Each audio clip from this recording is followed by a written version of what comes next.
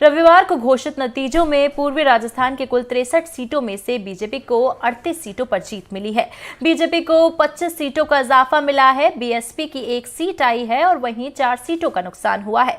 कांग्रेस ने 24 सीटें जीती हैं तो वहीं 14 सीटों का नुकसान कांग्रेस को हुआ है।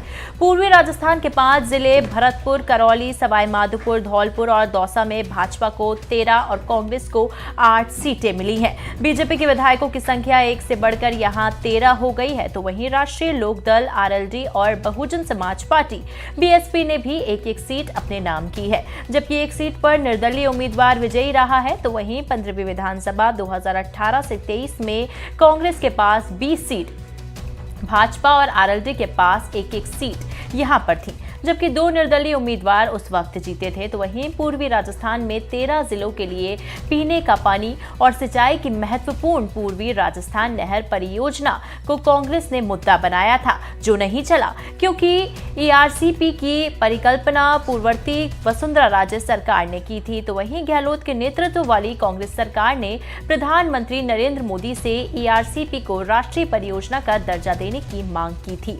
कांग्रेस नेताओं ने प्रधानमंत्री पर राष्ट्रीय परियोजना का दर्जा देने का अपना वादा पूरा नहीं करने का आरोप लगाया था।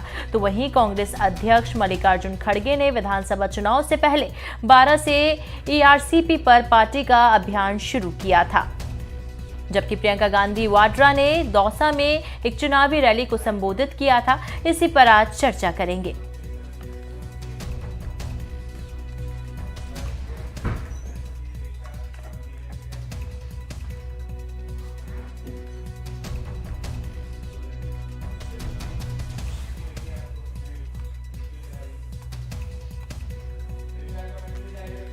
तो देखिए, राजस्थान के अंदर बीजेपी को जो बहुमत मिली है उसके साथ ही कहीं ना कहीं इस बात पर भी गौर करने की ज़रूरत है कि आखिर अपनी जीत की ताल ठोकने वाली कांग्रेस किस वजह से हार का सामना करने पर मजबूर हो गई। एक और अगर ये बात कही जाए कि बीजेपी अपना मास्टर स्ट्रोक खेलती हुई नजर आई, तो वहीं दूसरी तरफ बात पर गौर करने की ये भी है कि आखिर कांग्रेस से कहां कमी रह गई, आखिर कांग्रेस किन मुद्दों पर बात नहीं कर पाई, या फिर राजस्थान की जनता ने कांग्रेस को दोबारा अपनाने से इनकार क्यों कर दिया, आखिर किस वजह से कांग्रेस। वहीं इस वक्त की बड़ी खबर, राजस्थान बीजेपी विधायक के अंदर शानदार जीत के बाद सरकार बनाने की तैयारी में बीजेपी है। बैठक में विधायक दल के नेता के नाम पर भी चर्चा होगी। विधानसभा चुनाव में 115 सीटों के साथ बीजेपी की शानदार जीत हुई है।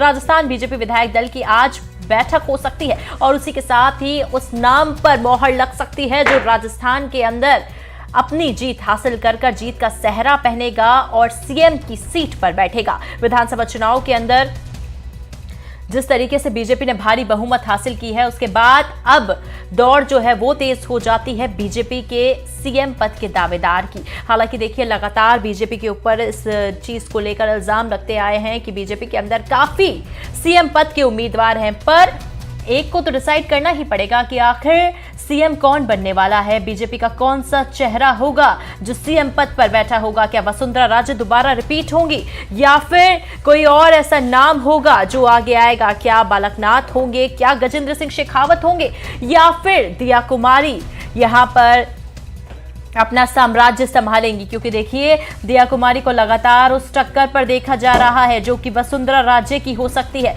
और क्या दिया कुमारी उसी तरीके से, जिस तरीके से जीत दिया कुमारी ने पहली बार विधायक का चुनाव लड़कर हासिल की है, उसी तरीके से वो यहां पर महारानी को पछाड़ पाएंगी? ये बड़ी बात है। राजस्थान बीजेपी विधायक दल की आज बैठक हो सकती है।